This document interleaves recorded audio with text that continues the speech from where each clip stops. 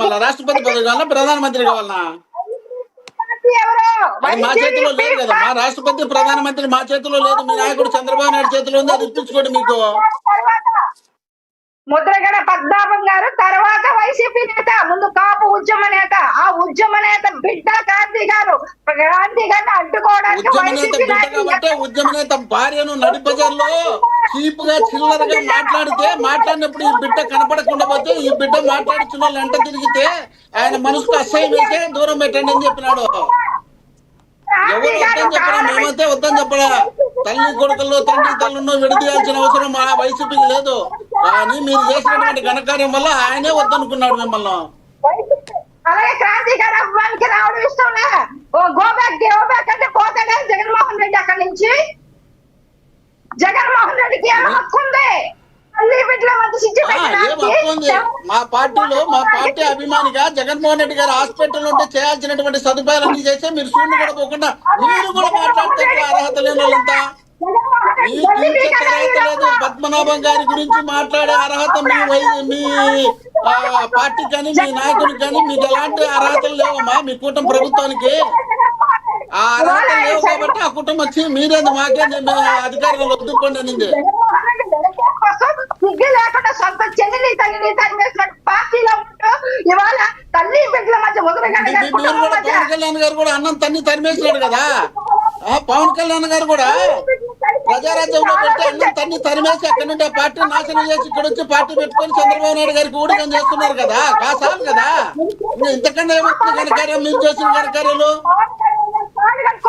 నెత్తమే మోసుకోండి, అప్పుడైనా బుద్ధి వస్తుంది.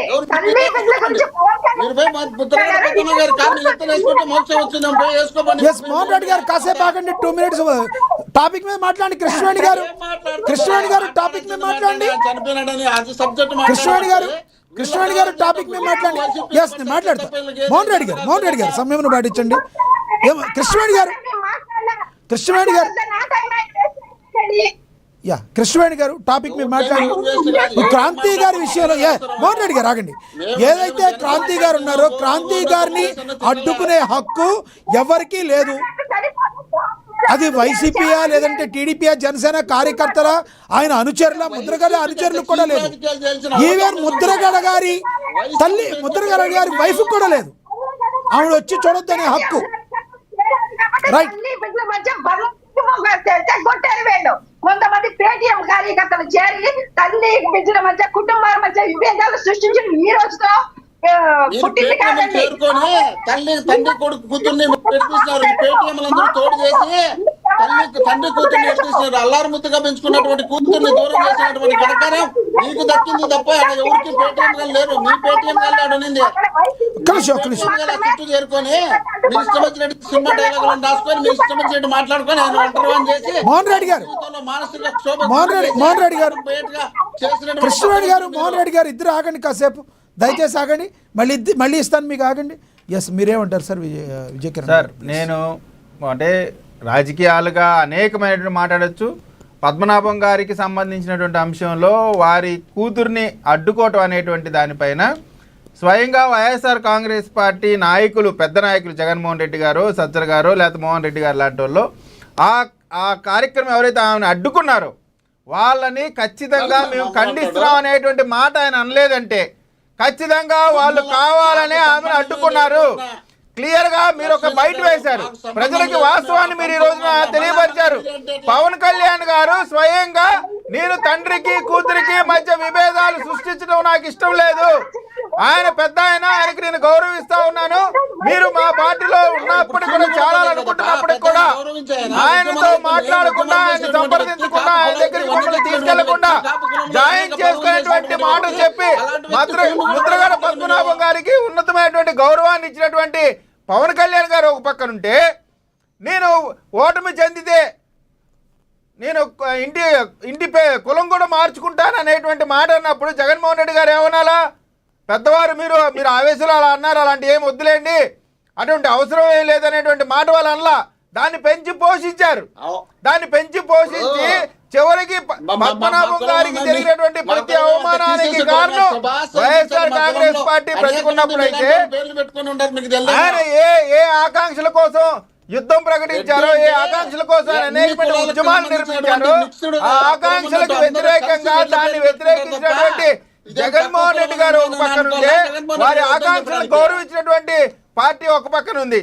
చంద్రబాబు నాయుడు గారు కాపులకి వచ్చేటువంటి రిజర్వేషన్లో మొత్తం ఓసీలకు మొత్తానికి 10%, దాంట్లో కాపులకి 5% ఇచ్చారు. దాన్ని మీరు ఎందుకు ముందుకు తీసుకెళ్లేదు జగన్మోహన్ రెడ్డి గారి ప్రభుత్వం? అవి చేయరు, అవి చెప్పరు సార్. జగన్మోహన్ రెడ్డి గారు ఎక్కడున్నారు? జగన్మోహన్ రెడ్డి గారు ఎక్కడున్నారు చెప్పండి. మోహన్ రెడ్డి గారు జగన్మోహన్ రెడ్డి గారు ఎక్కడున్నారు? 17,37,000 కోట్లు జగన్మోహన్ రెడ్డి గారు ఎక్కడున్నారు? ఇప్పుడు ముఖ్యమంత్రి అయిన తర్వాత 27,000 కోట్ల రూపాయలు జగన్మోహన్ రెడ్డి గారు ఎక్కడున్నారు చెప్పండి. మీరు కాపుల గురించి మాట్లాడే స్థాయి మీకు లేదు. జగన్మోహన్ రెడ్డి గారు ఎక్కడున్నారు చెప్పండి. సందర్భంలో జగన్మోహన్ రెడ్డి గారు ఎక్కడున్నారు? నాగబాబు గారికి చేసి మీరు కాపులందరికీ చేసినామనే ఉద్దేశంలో మీరు దృష్టిలో పెట్టుకొని జగన్మోహన్ రెడ్డి గారు ఎక్కడున్నారు? ఇప్పుడు కుమారుడు జగన్మోహన్ రెడ్డి గారు ఎక్కడున్నారు? సార్ కాసేపట్లో వెళ్తారంటే ఇంకా ఎక్కడి నుంచి వెళ్తారు? ఏదైనా ఎక్కడి నుంచి వెళ్తారు? జగన్మోహన్ రెడ్డి గారు ఎక్కడున్నారు చెప్పండి. మీరు అడగండి. మా ఆయనకి నచ్చదేమో మీరు చెప్పమనండి. మోహన్ రెడ్డి గారు విజయ్ కిరణ్ గారు ఏదో అడుగుతున్నారు. ఎక్కడుంటే సార్ వెళ్తారంట సాయంత్రం. టైం ఎంత అయింది? జగన్మోహన్ రెడ్డి గారు ముద్రగడ లాంటి గొప్ప వ్యక్తి మీ పార్టీలో మీకోసం అనేకమైనటువంటి పోరాటాలు చేసినటువంటి మీకోసం సొంత కూతురుని కూడా విభేదించినటువంటి ముద్రగడ గారు చనిపోతే ఇప్పటి వరకు మీరు ఎందుకు వెళ్ళలేదండి? మీరు ఇచ్చేటువంటి గౌరవం ఏంటి? మీరు ఏ గౌరవం ఇస్తున్నారు? మీరు అన్ని కూడా జనం పోగాలా, జనం కనపడాలా? జగన్ వచ్చినాక మీరు చూడండి, ముద్రగడ గారి శవం దగ్గర కూడా వీళ్ళు జగన్ సీఎం అని అరవపోతున్నారు. అడగండి.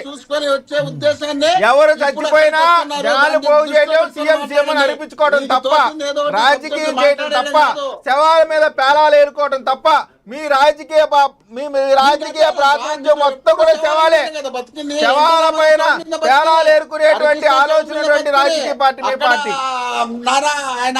తన సొంత కూతురు వచ్చింది, ముద్రగడ గారు కోపంలో ఒక మాట చెప్పారు. దాన్ని మీరు ఇంకా దాన్ని సహకరిస్తా ఉన్నారంటే మోహన్ రెడ్డి గారు అంటా ఉన్నారు వాళ్ళ మహిళలకు ఏమి ఇవ్వాలా, రాష్ట్రపతి ఇవ్వాలా, ప్రధానమంత్రి ఇవ్వాలా అంటా ఉన్నారు. సార్ భారతదేశంలో మహిళలు ఇద్దరు మాట్లాడితే అర్థం కాదు. మోహన్ రెడ్డి గారు మీకు ఇస్తాను, 1 minute ఆగండి, మీకు ఇస్తాను. నెక్స్ట్ మీరే. మోహన్ రెడ్డి గారు మహిళల గురించి చాలా తక్కువ చేసి మాట్లాడారు. మహిళలకు ప్రధానమంత్రి ఇవ్వాలా, రాష్ట్రపతి ఇవ్వాలా అంటా ఉన్నారు. మహిళలు ఇక్కడ భారతదేశంలో ప్రధానమంత్రులు అయ్యారు. సక్సెస్ఫుల్ గా ప్రపంచంలో ఇచ్చినటువంటి ప్రధానమంత్రులు అయ్యారు, రాష్ట్రపతులు కూడా అయ్యారు. కాబట్టి మహిళలు తక్కువ అంచనా వేయమాకండి. రాణి రుద్రమదేవి పుట్టినటువంటి దేశం మన భారతదేశం. ఎక్కడ ఉపయోగ సందర్భం లేదు. ఎన్నికలప్పుడు ఓట్లకు మాత్రమే మహిళలు డాక్టర్ పేరుతో వాడుకున్నారు తప్ప మీరు మహిళలకు న్యాయం చేయలేదు. జగన్మోహన్ రెడ్డి గారు ముఖ్యమంత్రి రాజ్యసభ మెంబర్లు, మంత్రి పదవుల్లో మహిళల గురించి మీరు చెప్తే దెయ్యాలు వేదాలు వల్లించినటువంటి సొంత చెల్లి కూడా మహిళే, సొంత తల్లి కూడా మహిళే. వారికి గౌరవించండి ముందర, సొంత తల్లి చెల్లి కూడా మహిళలే. కృష్ణారెడ్డి గారు, మోహన్ రెడ్డి గారు కాసేపు ఆగండి. మోహన్ రెడ్డి గారు, విజయ్ కిరణ్ గారు, కృష్ణారెడ్డి గారు వాయిస్ అసలు బలంగా వినబడలేదు. కృష్ణారెడ్డి గారు మీ దగ్గర వాయిస్ క్లియరెన్స్ లేదు. మోహన్ రెడ్డి గారు దయచేసి కాసేపు ఆగండి ప్లీజ్. కృష్ణారెడ్డి గారు మీరు టాపిక్ మీద మాట్లాడండి. కృష్ణారెడ్డి గారు ప్లీజ్. ఇవాళ శవ రాజకీయాలకి అలాగే ఓదార్పు రాజకీయాలకు పెట్టిన పార్టీ, పుట్టిన పార్టీ వైసీపీ. ఇవాళ ఓదార్చాల్సిందే తప్పదమ్మా. మీకు అధికారం ఇచ్చినప్పుడు సంపుకుంటూ పోతారు, సంపుకున్నప్పుడు తప్పదు కదా, మరి ఓదార్చాల్సిందే కదా.